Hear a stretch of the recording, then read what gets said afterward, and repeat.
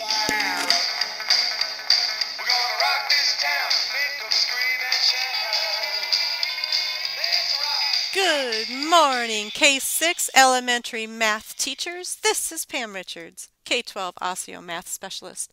I am so excited to be able to share with you a little bit of this morning and what has been happening over this summer. I wish I could be there in person, but I am right now down in the cafeteria working with 7th to 12th grade math teachers. So I'm confident that the teachers before you will be able to lead you in this great work and exciting work.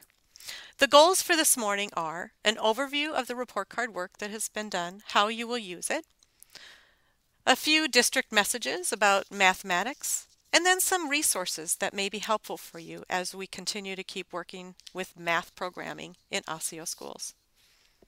But first, I really need to make sure that we extend a sincere thank you to the countless hours and the amount of energy that was put in by all of the teacher writing teams this summer. They deserve a very good round of applause. Let's give them a nice thank you right now.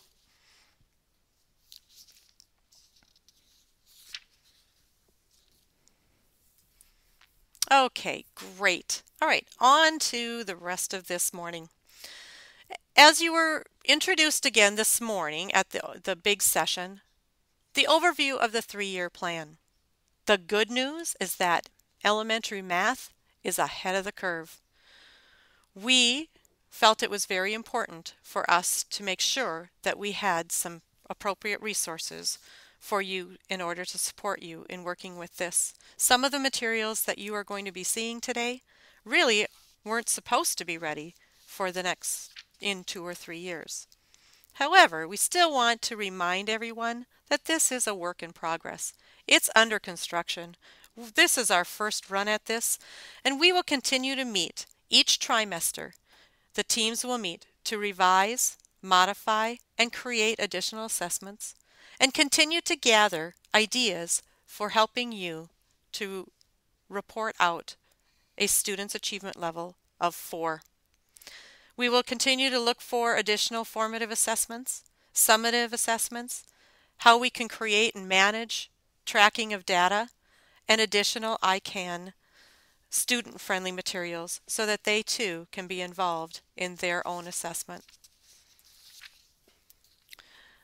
This morning you were introduced to the 4-point generic rubric. The writing teams felt very strongly that a more detailed descriptor and examples were needed for each of the math standards. So using the language of the generic rubric, they infused that language into the math standards rubrics and identified specific descriptors that will help you in marking students at the achievement level for 1, 2, and 3. Some of the teams were able to begin looking at some ideas for level 4, but because we want all students at least a 3, that is the goal, that all students achieve a level 3 of that rubric. That was our focus. We will continue to develop examples and criteria for level 4. We encourage you to share your terrific ideas. If you have some wonderful examples that you think would show that a student is performing at a level 4 for a particular standard, please either send them to me or send them to one of the team members in front of you. We know that a level 4 is way over and above what students would normally do at an achievement level 3. Students are expected to go above and beyond to show higher order thinking, application skills in order to be marked a 4. Yes, every student should have the opportunity to show if they are achieving at a level 4. This will be a goal that we are setting to have some additional examples ready for you by the end of this year and beginning of next fall. The teams worked very hard to develop a reasonable suggested pacing schedule that would help prepare all students for the MCAs and also provide a really nice roadmap for teachers for staying on target for reporting purposes. Please stick as closely as possible as you can to that scoring rubric.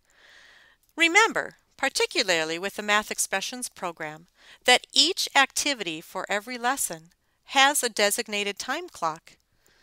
The clocks by each activity are there to help you stay on pace. Sometimes there may be 2 or 3 activities for each lesson. Each activity is either a beginning, developing, or secure lesson idea. So by sticking to the suggested clock minutes, we won't be going over what the recommended level at that time would be. Research showed that this amount of time spent on this activity was exactly what the brain chunk needed for that particular lesson, and it will be continued to be developed as the program moves forward. So again, stay on time. Look at those as a nice guide for when you are planning. Something else that we have brand new in our professional library at the ESC are some wonderful resources. Do you need something to help you with a PLC study or your professional growth plan? Well, have we got something for you? If you come to the ESC, you will find a whole host of additional resources new that will match our mathematical processes and our programming. The DVDs that we have, several of them, you see a picture on the slide, are about 2 hours in length, covering several subjects and topics. They match our mathematical processing that our program is teaching, will help strengthen your content knowledge to teach the methods more accurately and effectively. There are also several new idea resource books that can offer additional choice opportunities for you to offer for differentiation. My last, most important message is that kids need math every day. Teach math every day. No exceptions. You can complete the entire curriculum if we make a commitment to teaching it every day. And kids will learn that this is how we do business in math in District 279. And math is that important, we can't miss a day. Start September 6th. Set the standard high. They love getting their new math books labeled with their names on them, fresh new color pages. And with anything, learning something new, the more practice and exposure we have at anything, the better we get. Do you want higher achievement levels? Teach math every day. Assemblies, field trips, no problem. Either move math to another time or help kids connect the mathematics in that experience. Did I say math every day? And now, what you've been waiting for.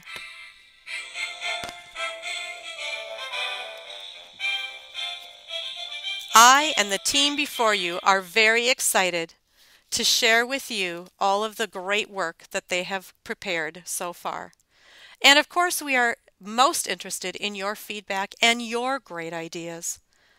Please share any thoughts that you have with your facilitators before you or contact me anytime. Most of all, enjoy those kids. Stay perky. Remember, this may be your 10th time teaching how to do addition with regrouping, but this is the first time that some of your kids are experiencing it. We have to teach everything as if it's our first time too. Hey, my very best to you this year.